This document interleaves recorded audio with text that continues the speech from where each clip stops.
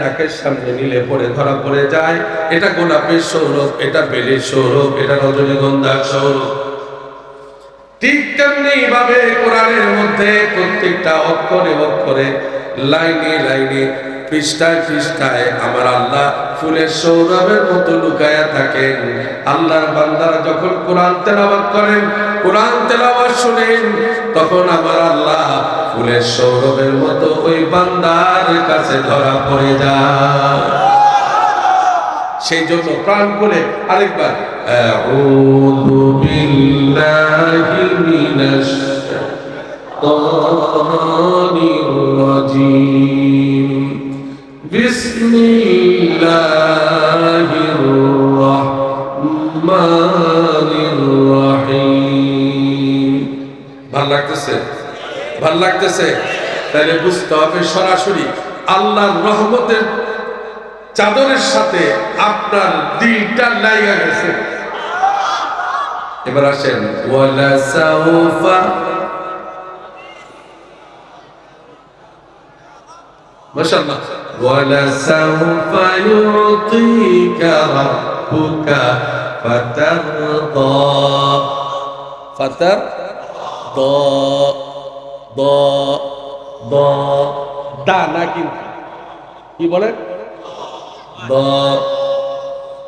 আল্লাহকে বাধ্য করার সাধ্য নাই। আল্লাহ নিজে তার বন্ধুর প্রেমে পইরা বন্ধুকে ডাইকা বলে, বন্ধু গো আমি আপনারে দিতে থাকবো, দিয়ে যাব, দিতে থাকবো, দিতেই থাকবো, ওই পর্যন্ত দিব যতক্ষণ না আপনি সন্তুষ্ট হন। আপনাকে আমি সন্তুষ্ট করব, এটা আমি আল্লাহ পাকের ওয়াদা। আমার নবী ডেকে বললেন, আল্লাহ, তওবা পর্যন্ত গেছিলাম, মনে আছে তো না? আয় আল্লাহ তাআলা, তোমার দরবারে একটা ফরিয়াদ, আল্লাহ, অতীতের নবীর উম্মতদেরকে তুমি ধ্বংস করে দিয়েছো, তাদের গুনাহগুলো প্রকাশ করে দিয়েছো, এবং দুনিয়ার মানুষগুলো সবাই জানে কি অপরাধে তাদেরকে তুমি শাস্তি দিয়েছো।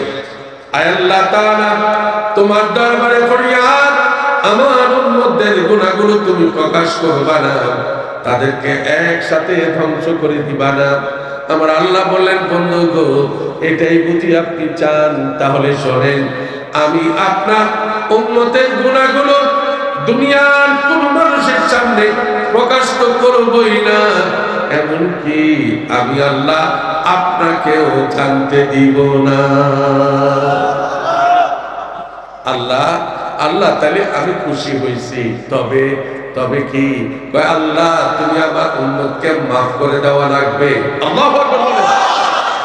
আল্লাহ রাব্বুল আলামিন বলেন, কাতাবা রাব্বুকুম আলা নাফসিহির রাহমাহ আন্নাহু মান আমিলা মিনকুম সুআন বিজাহালাতিন সুম্মা তাবা মিন বাদিহি ওয়া আসলাহা ফাআন্নাহু গফুরুর রহিম।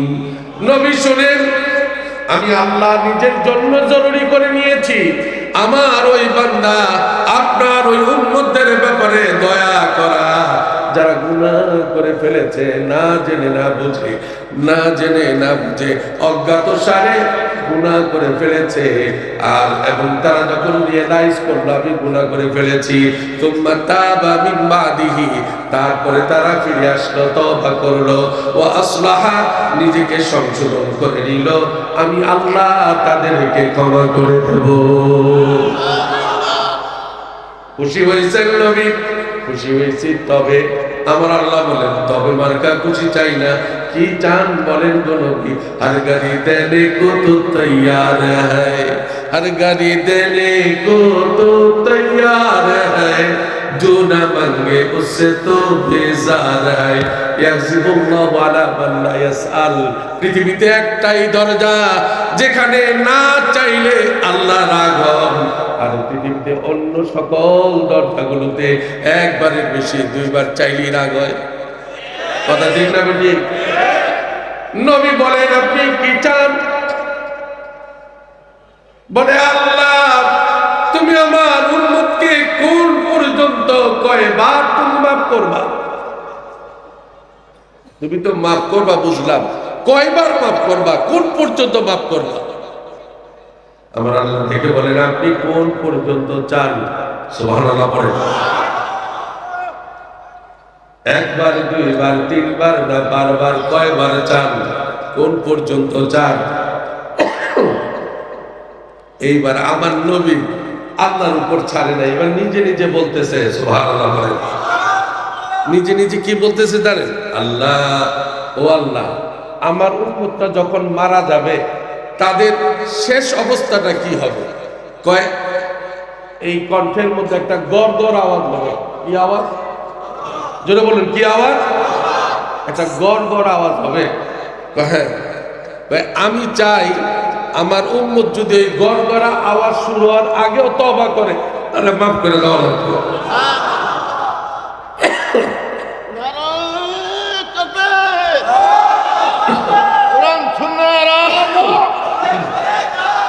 কোরআন ছাড়া অন্য কিছু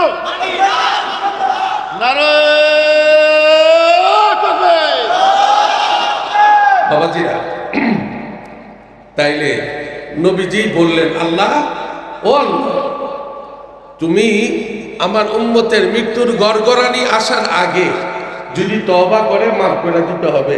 আল্লাহ বললেন বন্ধু আপনি খুশি হবেন তো? বলে আল্লাহ খুশি হব। কয় যান, আপনার আবেদন আমি গ্রহণ করে নিলাম। এখন নবীর ডাকে বলে খুশি হয়েছেন তো? কয় আল্লাহ হয়েছি, তবে আল্লাহু আকবার বলুন না। আল্লাহর হাবিব সাল্লাল্লাহু আলাইহি ওয়াসাল্লাম আল্লাহকে ডেকে বললেন আল্লাহ মৃত্যুর আগেও যদি আমার কোন উম্মত তওবা করে তুমি তো মাফ করে দিবা বুঝলাম। বলি নারায়ে তাকবীর। আজকের মাহফিলের নারায়ে তাকবীর, নারায়ে তাকবীর। এই মুসলিমের আগমন গাজীপুরবাসীর পক্ষ থেকে, তাফসীর কমিটির পক্ষ থেকে নারায়ে তাকবীর। খুশি হন নাই? খুশি হয়েছে? আমার এই ভাইটার, আমরা তো আমেরিকায় ছিলাম, এই ভাইটার উপর যে নির্যাতন হয়েছে আমরা চোখের পানি ছেড়েছি, কিচ্ছু করার ছিল না। তখন মাঝে মাঝে মনে হতো যে আল্লাহ এরকম নিষ্পাপ তোমার নবীর ওয়ারিসদের উপর তুমি এই কোন পরীক্ষায় ফেলেছো? ফাসাবরুন জামিল আল্লাহুল মুস্তাআন আলা মা তাসিফুন। তাদের ধৈর্য আল্লাহ আমাদেরকে এই সফলতা দিয়েছেন, বিজয় দিয়েছেন। আমি আর দেরি করব না, শুধু এখানেই শেষ করছি। নবীজি সাল্লাল্লাহু আলাইহি সাল্লাম আল্লাহকে ডেকে বললেন আল্লাহ, ও আল্লাহ, আমার উম্মতকে তুমি মৃত্যুর আগে মাফ করে দিবা, এটা তো ঠিক আছে, কিন্তু আমার উম্মতের আমলনামায় নামাজ নাই, রোজা নাই, হজ নাই, যাকাত নাই, তার পিছনের সমস্ত আমলগুলো তো আল্লাহ তোমার নাফরমানিতে ভরপুর। তুমি তাদেরকে মাফ করে দিলে পরে হাসরের ময়দানে আমি আল্লাহ কেমন করে আমার এই উম্মতদেরকে তোমার জান্নাতে নিয়ে যাব? বলে বন্ধু আপনি কি চান খোলাখুলি বলেন। আল্লাহ তুমি না অন্তর্যামী, তুমি তো জানো আমি কি চাই। আল্লাহু আকবার বলেন। আমার আল্লাহ বলেন জান, আমি রব্বুল আলামিন আমার একটা আইন আমি এক্সচেঞ্জ করছি, পরিবর্তন করছি, অ্যামেন্ডমেন্ট দিচ্ছি। আল্লাহু আকবার। কয় শোনেন, আপনার উম্মতেরা যখন তওবা করবে তাদের পিছনের আমলনামায় তো আর ফিরে যেতে পারবে না, অতীতে ফিরে যাওয়া যায় না। এখন আমাদের আল্লামা খালেদ সাইফুল্লাহ আইয়ুবী হাফিজাহুল্লাহর কাছে আইসা যদি সবাই মাফও চায়, বলে অতীতে যা গুনাহ করছি, যা অপরাধ করছি, আপনার উপর যা অবিচার করছি, অন্যান্য আলেমদের উপর যা করছি, মাফ কইরা দেন। মাফ কইরা দিতে পারবে, কিন্তু অতীতটা কি ফিরাই দিতে পারবে? আর যখন পারবে, যে লোকটা হাসপাতালে মুমূর্ষ অবস্থায় ছিল, আমরা দেখেছি সেই চিত্র, ফিরে যাওয়া যায় না। কিন্তু আবার আল্লাহ কি বলছেন শোনেন, আল্লাহ বলছেন একটা অ্যামেন্ডমেন্ট আমি দিয়ে দিচ্ছি, এই অ্যামেন্ডমেন্টটা সবকিছু কভার করবে। সুবহানাল্লাহ। সেটা কি? ফাউলাইকা ইউবাদদিলুল্লাহু সাইয়্যাতিহিম হাসানাত।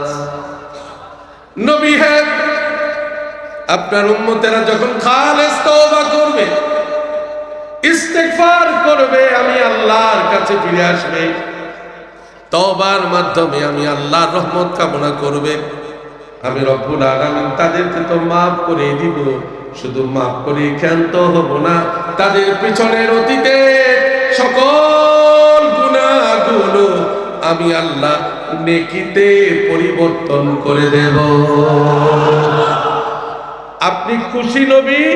বলে খুশি। তবে এই তবের জায়গায় রইল, আমরা আমাদের হযরতের কাছে চলে যাব, আমরা তাদের জন্য, সমস্ত ওলামাদের জন্য আমরা দোয়া করি, আল্লাহ যেন সকলকে নেক হায়াত দারাজ করে, বলে আমিন। এই ভাইয়ের সাথে আমার অনেক মধুর স্মৃতি, হয়তো ভাই ভুলে গেছেন, আমি ভুলি নাই। অনেক মধুর স্মৃতি আমাদের, অনেক জায়গায় সফরের স্মৃতি। তা আল্লাহ পাক যেন এই ভাইটাকে সহ যারা এই কোরআনের ময়দানে কাজ করে, আল্লাহ যেন সবাইকে কবুল করে নেয়, বলে আমিন। আল্লাহ রাব্বুল আলামিন এই মজলিসটাকে, মাহফিলটাকে কবুল করুক, বলি আমিন। আমাকে একটা ছোট্ট কথা বলা হয়েছিল, এটা নিশ্চয় আইবি সাহেব কাজটা করবেন।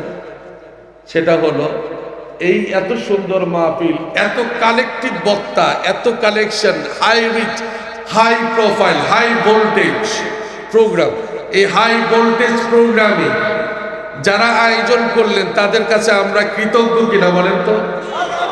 আচ্ছা, যেই প্রতিষ্ঠানের নামে এই প্রোগ্রামটা কন্টিনিউ হয়, সেই প্রতিষ্ঠান এর প্রতি আমাদের খেয়াল রাখার দরকার আছে না? না, আপনারা নিশ্চয়ই বুঝতে পেরেছেন কি করতে হবে, তাই না?